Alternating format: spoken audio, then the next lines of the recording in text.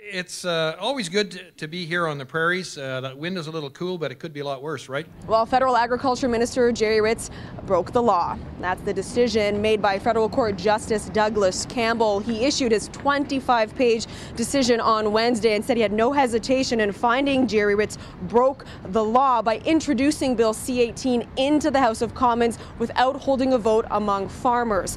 The law which he's found to have breached is Section 47.1 of the Canadian Wheat Board Act.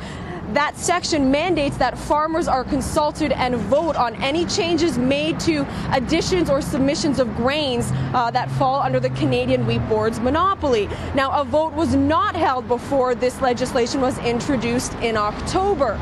That's the point that the Canadian Wheat Board and its supporters had argued in federal court on Tuesday. However, the government argued that that law only governed the commodities and grains that were sold by the Wheat Board, not the existence of the Wheat Board itself. Now, obviously, Justice Campbell disagreed with the government, and now the Wheat Board says they want the government to hold a vote.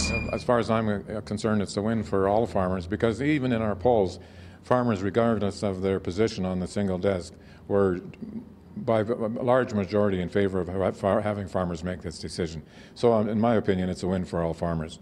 And I just hope that Minister Ritz respects farmers' views and will do the proper thing, and that's to hold a plebiscite, or even use the plebiscite the Wheat Board used in summer, which would be much the same as another plebiscite that the government might want to use. Campbell's decision does not necessarily affect the fate of the Canadian Wheat Board. It's more of a symbolic declaration that the law was in fact broken.